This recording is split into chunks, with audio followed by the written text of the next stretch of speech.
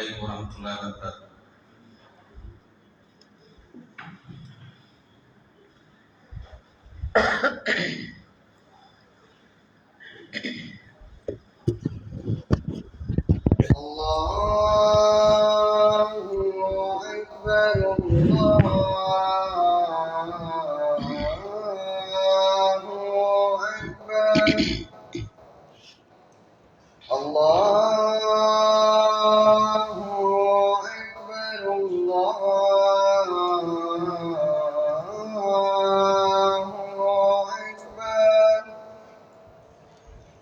أشهد أن لا إله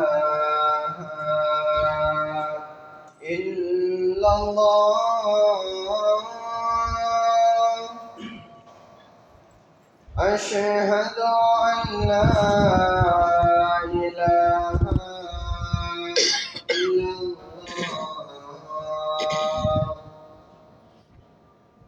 أشهد أن محمدا رسول الله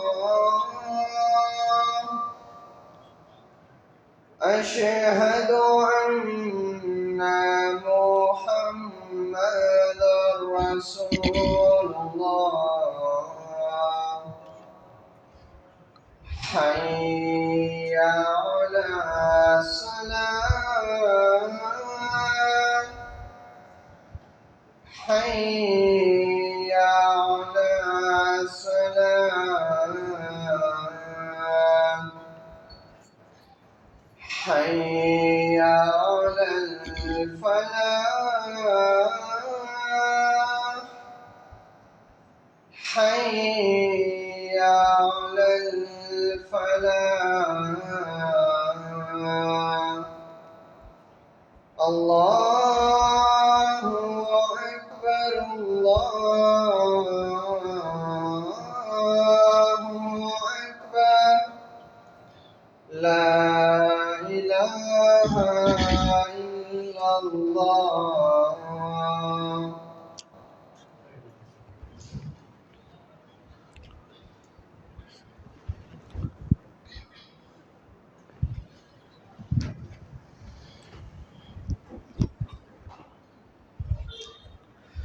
إن الحمد لله نحمده ونستعينه ونستغفره ونعوذ بالله من شرور أنفسنا وسيئات أعمالنا من يهده الله فلا مضل له ومن يضلل فلا هادي له وأشهد أن لا إله إلا الله وحده لا شريك له وأشهد أن محمدا عبده ورسوله أما بعد فقد قال الله تعالى في القرآن العظيم أعوذ بالله من الشيطان الرجيم يا أيها الذين آمنوا اتقوا الله حق تقاته ولا تموتن إلا وأنتم مسلمون. புகழனைத்தும் அல்லாஹ் ஒருவனுக்கே உரித்தானது. அந்த அளவில் அருளானுடைய சாந்தியும் சமாதானமும் அகிலத்தின் அருக்குடையான அன்னலம் பெருமானான நபிகள் நாயகம் ஸல்லல்லாஹு அலைஹி வஸல்லம் அவர்கள் மீதும் அன்னாரின் குடும்பத்தினர்கள் மீதும் நல்லற தோழர்கள் மீதும் புனித மிகுந்த இந்த கடமையை நிறைவேற்றுவதற்காக வேண்டி அமர்ந்திருக்கக்கூடிய நம் அனைவர்கள் மீதும் என்றென்றும் நின்று நிலவற்றுமாக இன்றைய பிரார்த்தித்தவனாக. அல்லாஹ் ரப்பல் ஆலமீன் நமக்கு வாய்ப்பளித்திருக்கக்கூடிய இந்த உலக வாழ்க்கையாகிறது ஒரு சொற்பமான காலமாக இருக்கின்றது. இந்த காலகட்டத்திலே நம்முடைய வாழ்க்கையை எந்த விஷயத்தில் அதிகம் கவனம் செலுத்துகிறோம் என்பதை நாம் யோசித்து செயல்படுவது கடமையாக இருக்கிறது. நிச்சயமாக மரணமாகிறது நமக்கு மிக சமீபமாக இருந்து கொண்டிருக்கின்றது. மரணத்தை நோக்கியுள்ள மறுமையை நோக்கியுள்ள வாழ்க்கையை நோக்கி நம்முடைய பயணங்கள் சென்று கொண்டிருக்கின்றன. அல்லாஹ்வுடைய தூதர் நபிகள் நாயகம் ஸல்லல்லாஹு அலைஹி வஸல்லம் சொல்லி காட்டுகின்ற பொழுது அமார் உம்மத்தி மாபைன சித்தீன் வசபைன், எனது சமுதாயத்துடைய ஆயுட்காலமாகிறது சராசரியாக 60க்கும் 70க்கும் இடைப்பட்ட காலங்கள் என்பதாக அல்லாஹ்வுடைய தூதர் ஸல்லல்லாஹு அலைஹி வஸல்லம் சொல்லியிருக்கின்றார்கள். அதே நேரத்தில் அல்லாஹ் ஒரு மனிதனுக்கு மரணத்தை தீர்மானித்து விட்டால் அது எந்த நொடியிலும் வரலாம், எந்த உருவத்திலும் வரலாம், எப்படி வேண்டாலும் வரலாம் என்கின்ற சூழ்நிலையிலே நாம் நம்முடைய நல்லறங்களை எவ்வாறு அமைத்து கொண்டிருக்கின்றோம், நாளை மறுமைக்காக வேண்டி எவற்றையெல்லாம் நாம் செயல்படுத்துகின்றோம், அதற்காக வேண்டிய தயாரிப்புக்கு நாம் எவ்வாறு ஈடுபடுகிறோம் என்பதை ஒவ்வொருவரும் சிந்தித்து செயல்பட வேண்டும். இந்த உலகத்தை பொறுத்தவரை ஒரு போட்டி நிறைந்த உலகமாக இருக்கிறது. வியாபாரமாக இருக்கலாம், அல்லது தொழில் சார்ந்த விஷயங்கள், உலகத்துடைய ஆதாயங்கள், எல்லாருமே ஒரு போட்டி தான். ஒரு வாகனத்தை இயக்குகிறோம் அப்படின்னு சொன்னால் அதில் போட்டி போட்டு முன்னேறி செல்ல வேண்டும். அல்லது ஒருவருடைய வாகனத்தை பார்த்தால் அவரை போன்று நம்முடைய வாகனமும் காரும் இருக்க வேண்டும் என்று ஆசைப்படுவோம். ஒருவருடைய வீட்டை பார்க்கணும் அப்படின்னு சொன்னால் அதுபோன்ற வீடு அல்லது அதைவிட மிக சிறப்பான வீடு இருக்க வேண்டும் என்று நாம் ஆசைப்படுவோம். ஒருவருடைய சொத்து சுகங்களை பார்க்கின்ற பொழுது இவர் என்ன, இவரை விட பல மடங்கு நான் சொத்துக்களை சேர்ப்பேன் என்கின்ற போட்டி ஆர்வம் என்பது ஏற்படும். இது இயல்பாக மனிதனுக்கு உள்ள விஷயம்தான் என்பதை அல்லாஹ்வுடைய தூதர் சுட்டி காட்டுகிறார். மனிதனாக இருக்கக்கூடியவன் ஒரு பேராசை கொண்டவனாக இருப்பான். இந்த உலகம் விஷயத்திலே மனிதனை பொறுத்தவரை இன்னஹு லிஹுப்பில் கைரில் ஷதீத், நிச்சயமாக மனிதன் பொருளாதாரத்தை தேடுகின்ற விஷயத்திலே ஒரு பேராவல் கொண்டவனாகத்தான் இருப்பான் என்பதாக அல்லாஹ் ரப்பல் ஆலமீன் சொல்லி காட்டுகின்ற அதே வேளையிலே எவை நமக்கு மரணத்திற்கு பின்னால் பயன் தரும் என்பதை நாம் யோசித்து செயல்பட்டோம் என்று சொன்னால் அவைகள் இம்மையிலும் நமக்கு மகத்தான வெற்றியை தரும், மறுமையிலும் மகத்தான ஒரு சிறப்பான சொர்க்க வாழ்க்கையை நமக்கு தரும் என்பதை நாம் கவனித்து செயல்பட வேண்டும். அல்லாஹ் ரப்பல் ஆலமீன் திருமறை 2வது அத்தியாயம் 148 வசனத்தை அல்லாஹ் சொல்லி காட்டுகின்றான். வலிக்குள்ளின் விஜுகத்தின் ஹுவமு வல்லிஹா, ஒவ்வொருவருக்கும் அவருக்கு முன்னோக்குகின்ற இலக்கான திசை என்பது இருக்கிறது. ஒரு டார்கெட், ஒரு இலக்கை நோக்கி நாம் செல்ல வேண்டி இருக்கிறது. அது யாராக இருந்தாலும் சரி, அவன் தொழில் சார்ந்த விஷயமாக இருந்தாலும் சரி, இன்ன பிற விஷயங்களாக இருந்தாலும் சரி, எல்லாருக்கும் ஒரு இலக்கு இருக்கும். இலக்கு இல்லாமல் யாரும் உலகத்தில் வாழ்வதே கிடையாது. எல்லாரும் ஒரு இலக்கு இருக்கும். ஒரு தொழில் செய்யக்கூடியவன் அதில் இவ்வளவு விதமான லாபங்கள் அடைய வேண்டும் என்று இலக்கு வைப்பான். இந்த வருடத்தில் இவ்வளவு லாபங்கள் ஈட்ட வேண்டும் என்பதாக இலக்கு வைப்பான். ஒரு படிக்கக்கூடிய மாணவர்கள் இத்தனை மதிப்பெண்கள் பெற வேண்டும் என்பதாக இலக்கு என்பது வைப்பான். இப்படியாக இலக்கை நோக்கி செல்லக்கூடியவர்களாகத்தான் ஒவ்வொருவரும் இருந்து கொண்டிருக்கிறான்னு சொல்லிவிட்டு அல்லாஹ் சொல்லுகின்ற விஷயம் என்ன, எவ்வளவு இலக்குகள் எதுவாக இருந்தாலும் சரி, உங்களுடைய இலக்குகள் என்னவாக இருந்தாலும் சரி, ஃபஸ்ஸபிகுல் ஹைராத், நீங்கள் செய்ய வேண்டியது என்னவென்று சொன்னால் நன்மையின் பக்கம் நீங்கள் ஒருவருக்கொருவர் முந்துங்கள், போட்டி போடுங்க என்பதாக அல்லாஹ் ரப்பல் ஆலமீன் சொல்லி காட்டுகின்றான். சொல்லிவிட்டு ஏன் தெரியுமா, அது காரணத்தை அல்லாஹ் சொன்னான். ஐனமா தக்கூனு யஅதிபிக்கும் அல்லாஹு ஜமியா, நீங்கள் எங்கே இருந்தாலும் சரி அல்லாஹ் உங்களை ஒன்று சேர்ப்பான். ஒரு நாள் கண்டிப்பாக உங்களை ஒன்று சேர்த்து அல்லாஹ் சொல்லி காட்டுகின்றான். இன்னல்லாஹ் அலா குல்லி ஷைஇன் கதீர், அதற்கு அல்லாஹ்வுக்கு ஆற்றலும் இருக்குது. அப்போ நம்முடைய தேடல்கள் எதுவாக இருந்தாலும், நம்முடைய இலக்கு எதுவாக இருந்தாலும், நன்மையான காரியத்தில் நாம் அதிகம் போட்டி போடுகிறோமா என்பதை யோசிக்கணும். உலகம் சார்ந்து நிறைய போட்டி போடுவோம். ஆனால் நன்மையான விஷயங்கள், நல்லறங்கள் செய்வதற்கு அல்லாஹ்வுடைய தூதரும் காட்டிய வழியில் நம்முடைய வாழ்க்கையை அமைத்துக் கொள்வதற்கு நாம் போட்டி போடுகிறோம் சொன்னால் தயக்கங்கள் ஏற்படும். இதெல்லாம் செய்யலாமா, அது மெதுவாக செஞ்சுக்குவோம், அதற்கான டைம் இருக்குது, நாட்கள் இருக்குது என்பதாக நாம் யோசிப்போம். ஆனால் அல்லாஹ்வுடைய தூதர் நபிகள் நாயகம் ஸல்லல்லாஹு அலைஹி வஸல்லம் அவர்களாக இருந்தாலும் சரி, அவர்களுடைய வழிபற்றி வாழ்ந்த நபித்தோழர்களாக இருந்தாலும் சரி, நன்மை என்ன, அல்லாஹ்வுடைய தூதரிடத்தில் நன்மையான காரியங்களை நாம் கேட்டு தெரிந்து அதன் மூலமாக சுவன வாழ்வை நாம் செல்ல வேண்டும் என்கின்ற அதுதான் முதன்மை இலக்காக அவர்களுக்கு இருந்தது. உலகம் பெருசாக இலக்காகவும் இல்லை. ரசூலுல்லாஹி ஸல்லல்லாஹு அலைஹி வஸல்லம் அவர்களுக்கும் அல்லாஹ்வுடைய தூதருடைய சிறந்த தோழர்களாக வாழ்ந்த நபித்தோழருக்கு யாருக்கும் உலகத்தை ஒரு பெரிதாக இலக்கான அது உலகம் இருந்துக்கிட்டு தான் இருக்கும். ரசூலுல்லாஹி அலைஹி சொன்னாங்க, இந்த உலகத்தை பற்றி உள்ள ஒரு புரிதல் நமக்கு இருக்க வேண்டும் என்று சொன்னார். அல்லாஹ்வுடைய தூதர் இந்த வார்த்தையை பார்க்கணும். சொல்லுறாங்க, கொன் பித்துன்யா கண்ணக கரீப், நீ மனிதனே இந்த உலகத்தில் வாழ்கின்ற பொழுது நீ ஒரு அறியப்படாதவனை போல் வாழ்ந்து விடு. ஒரு ஃபேமஸாக இருக்கணும், உலகெல்லாம் போட்டணும், இவர் யார் தெரியுமா, இவர் எவ்வளோ பெரிய தலைவர் தெரியுமா, இவர் நாட்டுடைய பிரதமர் தெரியுமா என்று போற்று மன்னம் நடப்பதை விட நீ கண்டும் காணாமல் யாரும் புரியாத நபராக நீ வாழ்ந்துவிடு. அவு ஆபிர் சபீல், ஒரு வழிபோக்கனை போன்று வாழ்ந்துவிடும் என்று அல்லாஹ்வுடைய தூதர் ஸல்லல்லாஹு அலைஹி சொல்லி காட்டுகிறான்னு சொன்னால் உலகத்தின் மதிப்பீடு அல்லாஹ்வுடைய தூதர் இதுதான். ஒரு பயணம் மேற்கொள்கிறோம், பயணத்திலே களைப்பு ஏற்படுகிறது, ஓய்வெடுக்க வேண்டும் என்று நினைத்து ஒரு மரத்தடி நிழலில் நாம் அமர்கிறோம் அல்லவா, எவ்வளோ நேரம் உட்காருவோம், ஒரு அரை மணி நேரம், ஒரு 1/4 மணி நேரம், 1 மணி நேரம் உட்கார்ந்து ஓய்வெடுத்து விட்டு செல்வதை போன்றுதான் என்னுடைய வாழ்க்கை என்பதாக அல்லாஹ்வுடைய தூதர் ஸல்லல்லாஹு அலைஹி சொல்லி காட்டுகிறான்னு சொன்னால் அவருடைய விளக்கம் என்பது உலகம் இல்லை, மறுமைதான் என்பதை அல்லாஹ்வுடைய தூதர் ஸல்லல்லாஹு அலைஹி வஸல்லம் அழுத்த நிறுத்தமாக சொல்லக்கூடிய செய்திலாம் பார்க்கும். அல்லாஹ்வுடைய தூதருடைய அருமை தோழர் அபூ ஹுரைரா ரசூலுல்லாஹி ஸல்லல்லாஹு அலைஹி வஸல்லம் இடத்துல மிக சிறப்பான நபி தோழர். அல்லாஹ்வுடைய தூதருடைய செயல்கள் அப்படியே கவனிப்பாங்க. கிட்டத்தட்ட அவர் ரசூலுல்லாஹ்வோடு வாழ்ந்த காலம் என்று பார்த்தால் அதிகபட்சமாக 4 ஆண்டுகள் தான் முஸ்லீமாக அல்லாஹ்வுடைய தூதரோடு இருந்திருக்கிறார்கள். ஆனால் அதிகபட்ச ஹதீஸுகளை பார்த்தோம்னு சொன்னால் அபூ ஹுரைராவுடைய ஹதீஸை தான் நம்ம பார்க்க முடியும்.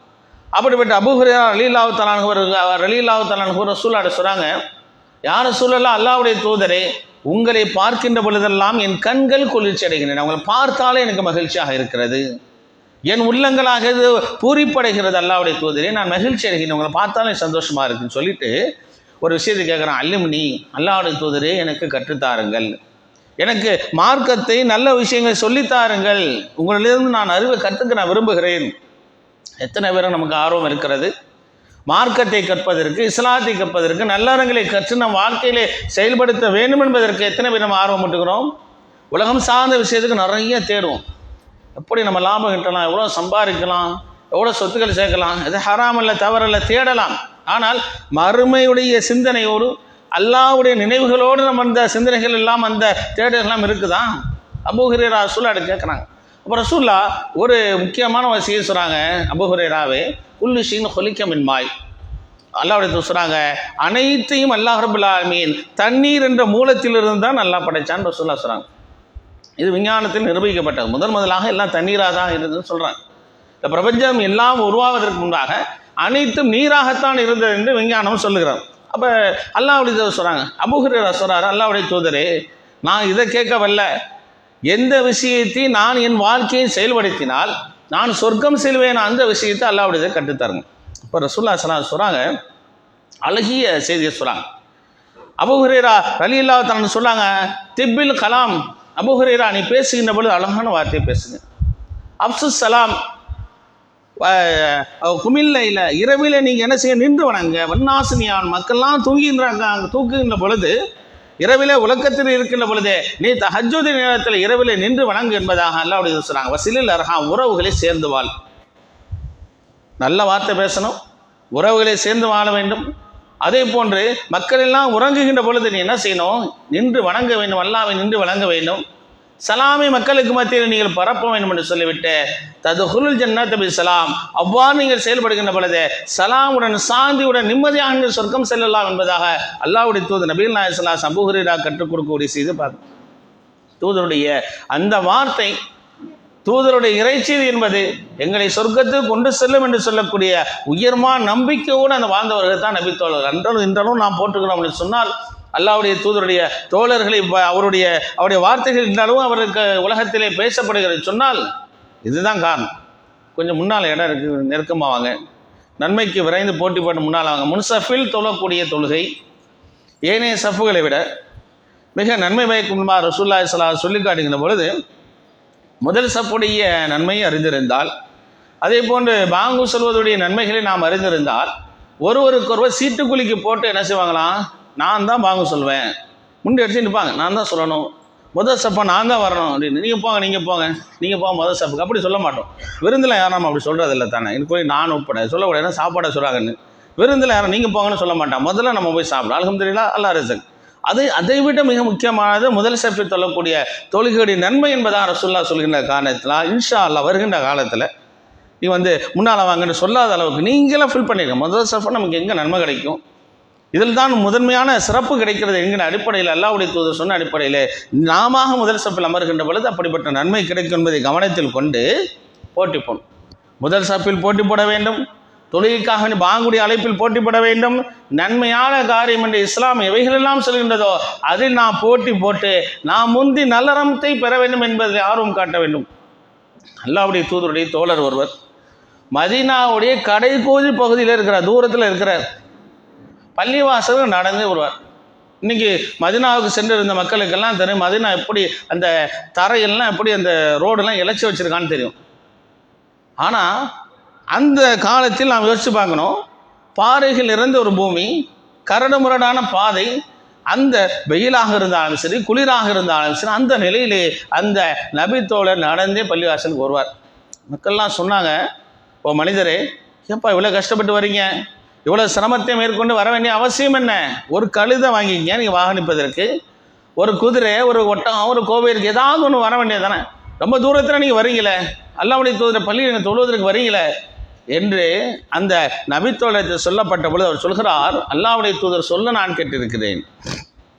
கேட்டது தான் டெய்லியும் நான் ரசூலுல்லாஹ் சொல்லிட்டேன், செய்யணும் ரசூலுல்லாஹ் சொல்கிறார். ஒரு விஷயம் சொன்னால் அதை உள்ள செவியிலே ஏந்தி விட்டான்னு சொன்னால், உள்ளத்திலே பதிந்து விட்டால் அதனை உடனே செயல்படுத்துவர்கள் தான் நபித்தோழர் இருந்தாங்க. சொன்னாங்க, அல்லாஹ்வுடைய தூதர் சொல்ல கேட்டிருக்கிறேன், எவர் ஒரு அழகிய முறையில் ஒளி செய்து பள்ளிவாசலுக்கு நடந்து வருகிறாரோ அவருடைய ஒவ்வொரு ஸ்டெப் ஒவ்வொரு எட்டுக்கும் அல்லாஹ் என்ன செய்கிறான், ஒரு அந்தஸ்தை உயர்த்துகிறான். அவனுடைய ஒரு பாவத்தையும் அல்லாஹ் மன்னிக்கிறான். நான் அல்லாஹ்வுடைய தூதர் சொன்னதை நான் கேட்டிருக்கிறேன், ஆகினால் என் பாவங்கள் மன்னிக்கப்பட வேண்டும் என்று நான் ஆசைப்படுகிறேன். போட்டியா நன்மை அடைய வேண்டும் என்று சொல்லக்கூடிய ஆர்வம் அந்த எப்படிப்பட்ட நிலையில் அந்த நபி தோழருக்கு இருந்ததெல்லாம் பார்க்க. தோழருடைய வாழ்க்கையில் வரலாறு என்பது வெறுமனே கதைகள் அல்ல, வெறுமனே இருக்கக்கூடிய அந்த புராணங்கள் அல்ல, நிதர்சனமாக வாழ்ந்தவர்களுடைய வரலாறு என்று போற்றப்படுகிறது. அதனால் தான் அல்லாஹ்வுடைய தூதர் நபி ஸல்லல்லாஹு அலைஹி சொல்கின்ற பொழுது கைருல் குரூனி கரணி, உலகில் தோன்றிய சமுதாயத்தவர்கள் மிகச் சிறந்தவன் யார் தெரியுமா, என் காலத்தில் வாழ்ந்த இந்த தோழர்கள் என்று அல்லாஹ்வுடைய தூதர் நபி ஸல்லல்லாஹு அலைஹி அவர்கள் புகழ்ந்து சொன்னாங்கன்னு சொன்னால் அது காரணம் என்ன, தூதர் ஒன்றை சொன்னால் அல்லாஹ்வுடைய கட்டளை என்று வந்து விட்டது சொன்னால் அது அப்படியே பின்பற்றி இது நன்மை என்பதற்காக வேண்டி அதை ஏற்றுக்கொள்வாங்க. அது பாதகமாக இருந்தாலும் சரி, கஷ்டம் தான் நடந்து வர கஷ்டம்தான். நீ பைக்கில் வந்து யோசனை பண்ணுறோம், பஜருக்கு ஒரு குழு நடுங்குது, இது இந்த அளவுக்கு குளிராக அல்லாஹ்வுடைய தூதர இது இந்த அளவு இதை விட பல மடங்கு தானே இருந்துச்சு, கஷ்டமாக தான் இருந்தது அல்லாஹ்வுடைய தூதர காலத்தில். வயோதிகர் இருந்தாங்க, முதியோர்கள் இருந்தாங்க, சிறுவர்கள் எல்லாரும் தான், பெண்கள் முற்பட பஜருடைய தொழுகைக்காக பெண்களும் பள்ளிக்கு வருவார்கள் என்பதாக ஹதீஸில் பார்க்கிறோம். நம்ம தொழுகைக்கு ஆர்வம் கண்டுறோமா, ஒரு வேலைக்கு பஜர் நேரத்தில் 4 மணிக்கு எந்திரிச்சு நம்ம போகணும்னு சொன்னாக்க என்ன இதாக சரி எல்லாத்தையும் ஒதுக்கிட்டு குளிர் வெயில் எதுவுமே தெரியாது கரெக்டாக ரெடி பண்ணி நம்ம வந்து வெளியே போயிடுவோம். ஆனால் அல்லாஹுடைய அழைப்பு ஃபஜருடைய தொழுகையுடைய நன்மை ரசூலுல்லாஹி ஸல்லல்லாஹு அலைஹி சொல்லி காட்டுகின்ற பொழுது ஃபஜருடைய நன்மையும் இஷாவுடைய நன்மையும் அவர்கள் அறிந்திருந்தால் தவழ்ந்தாவது வருவாகின்ற அல்லாஹ்வுடைய தூதரவர்கள் ஆர்வம் ஊட்டினார்கள். நமக்கு ஆர்வம் இருக்கிறதா? சமீபத்தில் கடந்த ஒரு மாதங்களுக்கு முன்பாக பார்த்தோம், மலேசியாவிலே பள்ளிவாசலை ஃபஜருக்கு வாங்க, ஃபஜர் அழைப்பே ஃபஜர் தொழுகை தான், பார்த்தா ஆயிரக்கணக்கான மக்கள் திரண்டு வராங்க. எப்படிப்பட்ட ஆர்வம் வேண்டுமா இல்லையா? சஹாபாக்கெல்லாம் ஒவ்வொரு வினாடியும் ரசூல் என்ன சொன்னாங்க, அந்த நன்மையை செயல்படுத்தணும், அல்லாஹ்வுடைய வார்த்தை என்ன, அதன் மூலமாக நமக்கு நன்மை கிடைக்க வேண்டும், பாவங்கள் மன்னிக்கப்படும் என்பதிலே ஆர்வம் உள்ளவனாகத்தான் நபி தோழர்கள் இருந்தார்ப்பா. அதே போன்று அல்லாஹ்வுடைய தூதருடைய தோழர் அபூபக்கர் ரலியல்லாஹுடைய வரலாறு நம்மளாம் கேள்விப்பட்டோம். அபூபக்கர் ரலியல்லாஹு தஆலாவுடைய மகள் அன்னை ஆயிஷா ரலியல்லாஹு அன்ஹா ரசூலுல்லாஹ்வுடைய மனைவி. அவர்கள் மீது அதாவது முனாஃபிக் என்று சொல்லக்கூடிய நயவஞ்சகர்களும் முஸ்லீம்களின் சிலர் நினைச்சாங்க அவதூறு பரப்பினாங்க, ஒரு தவறான ஒரு குற்றச்சாட்டை அபாண்டத்தை பரப்பினாங்க.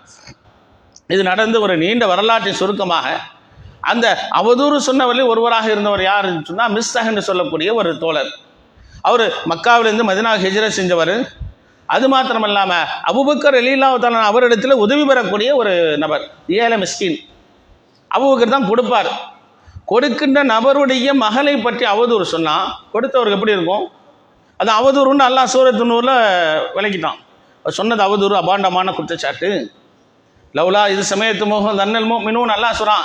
இதை கேள்விப்பட்டவுடன் இது பெரிய அபாண்டம் என்று சொல்லியிருக்கக்கூடாதான்னு அல்லாஹ் கேட்குறான். அந்த அளவுக்கு அல்லாஹ் அனைத்து மக்களுக்குமான முறையில் எச்சரித்து கண்டனம் தெரிவித்து அல்லாஹ் சொல்லி யாரெல்லாம் குற்றம் செஞ்சாங்களோ அவங்களுக்கு கடுமையான தண்டனை என்பது கசையடின்னு சொல்லிட்டான். இந்த நபர் இருக்கிறார், மிஸ்தாஹ் இருக்கிறார், என்னுடைய அல்லது நம்முடைய குடும்பத்தை சார்ந்த ஒருத்தர் ஒரு பெண்ணின் மீது யாராவது ஒருத்தர் அவதூறு சொன்னான். நம்ம என்ன செய்வோம்? பார்க்கக்குள்ளெல்லாம் அடிக்கணும்னு தோணும், பார்க்கக்குள்ளெல்லாம் ஏசுவோம், திட்டுவோம். அதான் நம்மள்கிட்ட வாங்கி சார்ந்தவனை தான் நம்ம என்ன செய்வோம்? நன்றி கட்டவனை, எவ்வளோ நான் கொடுத்தேன், எவ்வளோ என்னுடைய உழைப்பிலிருந்து என்னுடைய உணவிலிருந்து நான் சம்பாதித்தவனை உனக்கு கொடுத்தேனே, நீ வந்து இப்படி செஞ்ச துரோகம் செய்து விட்டாய் என்று நாம் கடுமையான முறையை நடந்து கொள்வோம். இது ஒரு மனிதனுக்கு இதெல்லாம் சரிதான். யோஸ் ஆமாம், எனக்கு உரிமை இருக்கிறது, நான் அழிந்து இழைக்கப்பட்டேன், என் மகள் மீது அவதூறு சொல்லப்பட்டது, என் மனைவி மீது, என் தாய் மீது, என் சகோதரி மீது சொல்லப்படுகின்ற பொழுது எடுக்கக்கூடிய சாதாரண மனிதனுடைய முடிவு இது. அல்லாஹ் வசனம் இருக்கின்றால் வலாயத்தில் உளில் ஃபதுருமினுக்கும் சாதி. அல்லாஹ் சொல்கிறான், உங்களில் பொருளும் வசதி உடையவர்கள் ஐயூத்து உளில் குர்பா வல் மசாக்கீனி வல் முஹாஜிரின் சபீல் இல்லாம், அல்லாஹ்வுடைய பாதையில் ஹிஜ்ரத் செஞ்சு வந்தவங்களுக்கும் ஏழைகளுக்கும் நெருங்கிய உறவினர்களுக்கும் கொடுக்க மாட்டேன் என்று சத்தியம் செய்யாதீங்கன்னு அல்லாஹ் சொன்னான். அபூபக்கர் சத்தியம் செஞ்சு அல்லாஹ் மீது சத்தியமாக கொடுக்க மாட்டேன்னு அபூபக்கர் சொல்கிறார். அல்லாஹ் சொன்னா சத்தியம் பண்ணாதீங்கன்னு அல்லாஹ் சொல்லிட்டு அல்லாஹ் சொன்னா வல் யாஃபு வல் இஸ்மஹு, நீங்கள் என்ன செய்யுங்க, அவரை விட்டு விடுங்க, அவரை மன்னிச்சு விடுங்கன்னு சொல்லிவிட்டு அலா துஹிப்புன் அன் யக்ஃபிர அல்லாஹு லக்கும், அல்லாஹ் உங்களை மன்னிக்க வேண்டும் என்பதை நீங்கள் விரும்பவில்லையான்னு அல்லாஹ் கேட்குறான். என்ன மாதிரி ஒரு சூழ்நிலை அல்லாஹ் நிறுத்துறான். அபூபக்கர் சொர்க்கவாதி, ரசூலுல்லாஹி ஸல்லல்லாஹு அலைஹி அவர்களுக்கு நெருங்கிய தோழமை, அல்லாஹ்வுடைய தூதருக்கு நெருக்கமாக இருந்த தோழமையுள்ள அபூபக்கரை அல்லாஹ் ஒரு எட்ஜில் மூலையில் நிறுத்துறான். நீ மன்னிக்கணும், மன்னிச்சுட்டா நான் மன்னிக்கிறாங்கன்னு அல்லாஹ். மகளை பற்றி அவதூறு பேசிய எல்லா விஷயமும் கண்கூடாக பார்த்த அபூபக்கர் எந்த நிலை இருக்கும் மனசுல? அல்லாஹ் சொல்லி காட்டினான், அல்லாஹ் கஃபூர் ரஹீம், அல்லாஹ் மன்னிப்பவன் கருணையாளன் என்று சொல்லக்கூடிய அந்த கருணையை அல்லாஹ் சொல்றான், நான் மன்னிக்கிறேன், ஒன்றை மன்னிக்க நான் தனியாக அவரை மன்னிக்க மாட்டியா? ஓ மூலமா தான் கொடுத்தான், ரிஸ்கார் அல்லாஹ் தான் கொடுத்தான். அபூபக்கர் ஓ மூலமா நான் கொடுக்க வச்சேன். நீ உன்னுடைய மகள் பாதிக்கப்பட்டார் என்பதுக்காக நீ கொடுக்காம இருப்பியா? நான் உன்னை மன்னிக்கிறேன், அவரை விட்டுருங்கிறான் அல்லாஹ். அது ஒரு மிக உயர்வான அந்தஸ்துடைய தன்மை உள்ளவராக தான் செய்ய முடியும். அதை அபூபக்கர் செஞ்சார். ரசூலுல்லாஹ் சொன்னாங்க, சில்மன் கதாக்க, உன்னை துண்டித்து வாழ், உன்னை சேர்ந்து வாழ். வரவே வேணான்னு போறான், சேர முயற்சி செய். வாஃபு அம்மன் தலைமக்க, உனக்கு அநியாயம் செய்தவனை மன்னித்து விடு. உயர்வான குணம். அநியாயம் செஞ்சப்போ மன்னிச்சிட்டு போ. வஹ்சின் அலாமன் அசா இலைக்க, உனக்கு தீங்கிழைத்தவனுக்கு நீ நன்மை செய். தீங்குக்கு தீங்கு செய்யலாம். எது ஃபாபில்லத்தி அஹ்சன், அல்லாஹ் சொன்னா நன்மையை கொண்டு தீமையை தடுத்து நவத்து. தீங்கு கஷ்டம் செஞ்சானா, துன்பம் செஞ்சானா, அவனுக்கு கொடுக்கலையா சிரமத்தில், அவன் கஷ்டமா நீ போய் கொடு, அல்லாஹ் தான் சொல்றான். அபூபக்கருக்கு அதான் சொன்னான். அல்லாஹ்வுடைய தூதருடைய அருமை தோல் அபூபக்கர் என்ன செஞ்சாங்க, அல்லாஹ் என்னுடைய பாவங்கள் மன்னிக்கப்பட வேண்டும் என்று நான் விரும்புகிறேன் என்று சொல்லிவிட்டு மிஸ்ஸகுக்காக வேண்டி தரமாட்டேன்னு செய்த சத்தியத்தை நான் முறித்து விட்டேன், மிஸ்ஸகுக்கு மறுபடியும் கொடுக்கிறார். இதெல்லாம் சொல்லக்கூடிய வரலாறு சொல்லக்கூடிய பாடங்கள் என்ன, படிப்பில் என்ன? அல்லாஹ்வுடைய மன்னிப்பு வேணும், அல்லாஹ்வுடைய கருணை வேணும். இந்த உலகத்தில் வாழக்கூடிய வாழ்க்கை என்பது சொற்பமான காலங்கள். இதிலே பிரச்சனைகள், துன்பங்கள், துயரங்கள், சண்டை சச்சரவுகள் எதுவாக இருந்தாலும் சரி, என்னை படைத்து அல்லாஹ்வுடைய திருப்தி எதில் இருக்கிறதோ அதில் தான் நான் கவனம் செலுத்துவேன். வேறு எதுவும் எனக்கு தேவையில்லை. யார் என்ன சொன்னாச்சு, உலகமே எனக்கு ஆளுக்கில் கொட்டி கிடக்குது, தங்க வெளி கிடக்குது, எனக்கு படைத்த அல்லாவா, என்னுடைய இறைவனுடைய திருப்தியா அல்ல இந்த உலகமா என்று பார்த்தா எனக்கு அல்லாஹ்வுடைய திருப்தி தான் என்பதை நாம் கவனம் கொண்டவர்களாக இருக்கும் என்பதை இஸ்லாமாக வலியுறுத்துகிறது. இது பற்றியுள்ள திருவசனம் ஒன்றை நாம் பார்த்தோம் என்று சொன்னால், அல்லாஹ் ரப்பல் ஆலமீன் சூரத் நூர் என்கிற அத்தியாயத்தில் மிக அழகான வார்த்தைகள் மூலமாக அல்லாஹ் சொல்றான். சூரத் நூர் என்கிற அத்தியாயத்தில் அல்லாஹ் சொல்லி காட்டுகின்றான், ஃபீ புயூத்தின் அதினல்லாம், அல்லாஹ் என்ன சொன்னான், இறை இல்லங்களை அல்லாஹ் ரப்பல் ஆலமீன் பள்ளிவாசல் அல்லாஹ் சொல்லி காட்டுகின்றான். சொல்லி காட்டுகின்ற பொழுது அன் துருஃபா இதுக்கர ஃபீ இஸ்மஹு, பள்ளிவாசலில் என்ன என்று சொன்னால் நீங்கள் என்ன செய்யணுமா, அல்லாஹ்வை போற்றி புகழ வேண்டும். சும்மா பள்ளின்னு கட்டிடுறது, பெருசாக கட்டி ஏசி வச்சு பண்ணி, ஆஹா இவ்வளோ பெரிய பள்ளியாசு, இந்த மாதிரி பள்ளியாசு, அது அல்ல. அல்லாஹ் மாத்திரம் நினைவு கூறப்பட வேண்டும். வயதுக்கரபி உஸ்முல்லாஹி பில் உதுவி சப்பிஹலு ஃபீஹா பில் உதுவி வல்லாசால், காலை மாலையில் அல்லாஹ்வை போற்றி புகழ வேண்டும் என்பதாக அல்லாஹ் ரப்பல் ஆலமீன் சொல்லி காட்டுகின்றான். இப்படிப்பட்ட பள்ளிவாசலோடு தொடர்புள்ள நபர்களே அல்லாஹ் ரப்பல் ஆலமீன் சொல்லி, யார் பள்ளிவாசல்னா யார், அவருடைய தொடர்புகள் என்ன என்பதை அல்லாஹ் ரப்பல் ஆலமீன் சொல்லி காட்டுகின்ற பொழுது ரிஜாலும், சில மனிதர்கள் இருப்பாங்களாம். நமக்கு ஒரே டென்ஷன், எங்கே தொழுவா, எங்கெங்கே கடை இருக்குது, பிஸ்னஸ் இருக்குது, ரொம்ப பிஸியாக நேரமே இல்லைங்க. எனக்கு கொஞ்சம் கூட நேரம், புள்ளட்டு பேச நேரம், எல்லாம் முன்னாடி எல்லாம் கடமை தான். மனைவிக்கும் கடமை செய்யணும், குழந்தைகளுக்கு செய்யணும், உனக்கு செய்யணும், நீ ஓய்வு எடுக்கணும், இறைவனே நினைக்கணும். நல்லா சொல்கிறான், லா துல்ஹிஹிம் திஜாரத்தும், அவனுக்கு வியாபாரமோ வலாவையும் அவனுக்கு கொடுக்கல் வாங்கலோ அன்சிக்கிறில்லா, அல்லாவை நினைப்பதை விட்டும் தடுக்காதுங்கிறான். குறுக்க வந்து நிற்கக்கூடாது. தொழுவணும், வியாபாரம் கிட்ட சொல்லாத, இந்த காரணத்தை சொல்ல வேண்டாம்.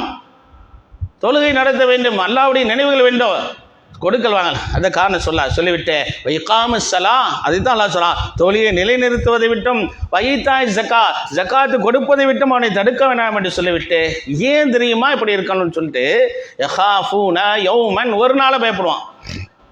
அந்த நாள் எப்படிப்பட்ட நாள், தத்தகல்லபு ஃபீஹில் குலூபுல் அப்சார், அவருடைய பார்வைகளும் உள்ளங்களும் நிலை தடுமாறக்கூடிய ஒரு நாள். மறுமை அல்லாஹ் கண்ணு முன்னால் கொண்டு வரான். இன்னைக்கு நீ எவ்வளோ சொகுசாக இருக்கலாம், எவ்வளோ வசதியாக இருக்கலாம், காரு பங்களா ஆஸ்தி சொத்து எல்லாம் இருக்கலாம், ஆனால் ஒரு நாளில் நிற்கணும். அப்போ உன் பார்வையே நிற்காதப்பா, நில குத்தி நிற்கப்பா, தடுமாறப்பா, உடைய உள்ளங்கள் எல்லாம் நடுங்க செய்யக்கூடிய அந்த நாள் இருக்கும் என்று சொல்லிவிட்டு, இந்த பண்புகளோடு எனக்கு வியாபாரமோ கொடுக்கல் வாங்கலோ எதுவாக இருந்தாலும் என் தொழிலை விட்டும் அதெல்லாம் தடுக்காது, என்னுடைய கடமைகளை விட்டும் அல்லாஹ்வுடைய மார்க்கத்தை விட்டும் எனக்கு அதை ஒதுங்க செய்யாது என்று யார் வாழ்கிறார்களோ அப்படிப்பட்ட நபர்களுக்கு அல்லாஹ் சொன்னான், லி யஜ்ஸியஹுமுல்லாஹு அஹ்ஸனமா அமிலு, அவன் செஞ்சதுக்கு அல்லாஹ் நன்மை கொடுக்கணும்னு சொல்லிவிட்டு வயசீது மின் ஃபதுலிஹி, அவனுடைய ஃபதுல் அருட்கொடை அதிகமாக்குறங்கிறான். நம்ம நினைப்போம் கடையை பூட்டிட்டு வந்தால் என்ன ஆகும், தொழிலை மூடிட்டு வந்தால் என்ன ஆகும், தொழுவ போனாக்க அந்த சமயத்தில் அவர் அல்லா சொன்னான் நான் அதிகம் தரேங்கிறேன், அல்ல நான் கொடுக்குறேன் சொல்லிட்டேன். வல்லாஹ் யர்சுக்கு மையஷா பிகைரி ஹிசாப், அல்லாஹ் விரும்பியவனுக்கு கணக்கு இல்லாமல் கொடுப்பதற்கு தயாராக இருக்கிறேன் என்று அல்லாஹ் சொல்லிவிட்டு, இப்படிப்பட்ட நல்லறங்களுக்காக நான் போட்டி போட வேண்டும் என்பது அல்லாஹ் ரப்பல் ஆலமீன் பல்வேறு குர்ஆன் வசனங்கள் மூலமாகவும் அல்லாஹ்வுடைய தூதருடைய பொன்மொழி மூலமாக பார்க்க வேண்டும். ஆகையினால் நமக்கு கொடுக்கப்பட்டிருக்கிற இந்த வாய்ப்பு என்பது மிக சொற்பமான காலங்கள். கண்மூடி கண் திறப்பதற்குள்ளாக மௌத்து வந்துடும். இப்பொழுது படித்து சற்று முன்னால் படித்த ஒரு செய்தி, சென்னையிலேருந்து ஒருத்தர் வராரு, திருச்செந்தூர் எக்ஸ்பிரஸில் வந்து காயல் பண்ணதை இறங்குறாரு. இந்த சதுக்கை தெருன்னு ஒரு தெரு, அங்கே போங்க இந்த வீடு தாண்டு. ஆட்டோவில் ஏறி உட்காந்துட்டாரு. சதுக்கை தெருலாம் அந்த வீட்டுக்கு வந்துச்சு. பாய் இந்த வீடு தானே பாய்னு திரும்பி பார்க்குறாரு. ஆட்டோவில் ஏறி சென்னையிலேருந்து வந்து பதிலை காண திரும்பி பார்த்தா சரிஞ்சிருக்கிறார் வீட்டு வாசலில். இது நமக்கு ஒரு செய்தி தானே, இது நம்ம செய்தி ஆட்டாக்க நம்மளும் படிப்பாங்க. இப்படி ஒருத்தர் வந்தார், இன்னும் ஊரில் பயான் பேசினார். பயான்லாம் பேசினாராம், தொழுவு கூட இருக்கலாம், வரலாம் தானே, ஏன் நான் நினைக்கக்கூடாது. இப்படி நம்முடைய தொழுகை இது கடைசி தொழிலாக இருக்கலாம், நம்முடைய உணவு கடைசி உணவாக இருக்கலாம், நான் உடுத்துகின்ற ஆடை கடைசி உடையாக இருக்கலாம். ஆனால் படைத்த ரப்புல் ஆலமீனுடைய திருப்தியோடு நாம் அவனை சந்திக்க செல்ல வேண்டும் என்கிற எண்ணத்தோடு நன்மையான காரியங்களுக்கு அதிகம் போற்றி போடக்கூடிய பாக்கியத்தை எல்லா வல்ல அல்லாஹ் ரப்புல் ஆலமீன் நம் அனைவருக்கு தந்தருள்வானாக.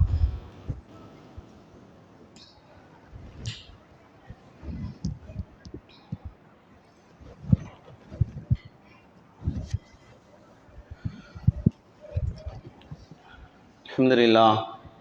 இல்லாமல்ல அல்லாஹ் நல்லடியார்களே, அல்லாஹ்வுடைய மார்க்கத்தை நாம் பேணி இந்த உலகத்தில் வாழ வேண்டும். அல்லாஹ்வுடைய திருப்தியோடு இந்த உலகில் வாழ்ந்து மறுமையிலே மகத்தான வெற்றி பெற வேண்டும் என்ற நோக்கத்தோடு நாம் இருக்கின்ற அதே சூழ்நிலையிலே நம்முடைய ஈமானை, நம்முடைய இறை நம்பிக்கை சார்ந்த விஷயங்களை, நம்முடைய கொள்கை கோட்பாடுகளை, இதன் மீது வெறுப்பு கொண்ட வலதுசாரி அமைப்புகள், குறிப்பாக இந்த நாட்டை ஆளக்கூடிய அரசாங்கங்கள் முஸ்லிம்களுக்கு எப்படியெல்லாம் இடைஞ்சல் செய்யலாம், எவ்வாறெல்லாம் தொந்தரவு கொடுக்கலாம் என்கிற எண்ணத்தோடு செயல்படுவதெல்லாம் பார்க்கும். இது இவருடைய முக்கிய அஜெண்டாவாக இருந்தாலும் சரி, மற்ற மக்களுக்கு எதாவது நல்லது செய்திருக்காது எதுவும் செய்ய மாட்டாங்க. சமீபத்திய ஒரு செய்தி என்ன சொன்னால், சத்தீஸ்கர் மாநிலத்திலே ஜும்மா பிரசங்கம் செய்வதற்கு முன்பாக, இப்போ பயன் பேசுகிறோம்ல, அரசாங்கத்தை அனுமதி வாங்கணுமா. அவர் சொல்லுவார், நீங்கள் பேசுங்க, இந்த ஹதீஸ் பேசுங்க, இது குர்ஆன் வசனம் பேசுங்க, இது சரி வராது, நான் கொடுக்கறத பேசுங்க சொன்னால் சொல்லுவாங்க. எந்த அளவுக்கு மிக தரந்தான நிலையிலே இருக்கக்கூடிய இந்த அரசாங்கங்களாக இந்த வலதுசாரியை சார்ந்த பாசிச அரசாங்கம் இருக்குது பார்க்கணும். இப்படி எல்லா வகையிலும் முஸ்லிம்களுடைய உரிமைகளை தலையிடக்கூடியதாக இஸ்லாத்துடைய அடிப்படையில் கோட்பாடுகளை தகர்த்து முஸ்லிம்களை காலியாகும். அடுத்து உத்தரப்பிரதேசம் இன்னொரு பள்ளியாசை, 500 வருஷம் ஆச்சு அந்த பள்ளியாசை, அது கோயிலை அரைச்சி இடிக்கிறதுக்கும் கேஸு கோர்ட்டு. நான் விசாரிக்கிறேன், கோர்ட்டெல்லாம் நம்ம நாட்டு கோர்ட்டு மேலே உலகத்திலே வராது. ஒரு நீதிபதி சொல்கிறார், இந்த பாபர் மஸ்ஜித் விஷயத்தில் என்ன தீர்ப்பு கொடுங்க எனக்கு தெரியல, போய் என்னுடைய கடவுளுடைய சிலைக்கு முன்னாடி நின்று வணங்கினேன், அப்போ எனக்கு தோணுச்சு, அதுக்கு முன்னாடி தீர்ப்பு கொடுத்தேன். என்ன தோணுச்சான், கீழே இடிக்கப்பட்டது பள்ளியாசல், இது கோயில் இல்லையா, பூமி தோண்டி பார்த்தா கோயிலுடைய சிதிலங்கள் இல்லையா, ஆனாலும் நீங்கள் அவங்கள கொடுத்துறேன் என்று தீர்ப்பளிக்கக்கூடிய அளவுக்கு தான் நாட்டுடைய தலைமை நீதிபதியே இருந்திருக்கிறார் என்பதை பார்க்கணும். இப்படி தான் நாடு. ஒரு சில விஷயங்களிலே முஸ்லிம்கள் ஆறுதலான தீர்ப்புகள் வந்தாலும் கூட இப்படி தான் நிலைமை. நம்ம எவ்வளோ தான் போராட்டங்கள் ஆர்ப்பாட்டங்கள் செய்தாலும் கூட நாம் செய்ய வேண்டிய மிக முக்கியமான கடமை என்ன, சட்ட ரீதியான போராட்டங்களுக்கு ரொம்ப முன்னுரிமை கொடுக்கணும். ஆர்ப்பாட்டம் அவசியம் தான், போராட்டம் கண்டன ஆர்ப்பாட்டம் செய்தோம். இன்றைக்கி என்ன செய்யலாம், கோர்ட்டை வச்சு முஸ்லிம்களை மடக்கலாம். ஹிஜாபுடைய விஷயமா, முத்தலாக் விஷயம், ஆர்டிகல் 370 காஷ்மீரோட சம்மந்தமான விஷயம், பாபர் விஷயம் எல்லாமே கோர்ட்டுக்கு போயிடறாங்க. கோர்ட்டில் இருக்க அவங்க தான் இது இப்படிலாம் ஒரு தீர்ப்பு சொன்னால் ஆகும். அடுத்த தீர்ப்பு என்ன சொல்ல போகிறாங்க, ஏற்கனவே கோயிலில் நான் சாமி சிலைக்கு முன்னால் இருந்து யோசனை பண்ணேன், தீர்ப்பு கொடுத்தேன். அடுத்து இந்த 500 வருஷம் பள்ளியாசம் இருக்குல்ல, அப்போ சொல்லுவார் நீதிபதி, யோசனை பண்ணேன், வெத்தலை எடுத்து மையத்தடையை பார்த்தேன், அப்போ இந்த சாமிக்கு உள்ள சொன்னான்னு சொல்லுவாங்க.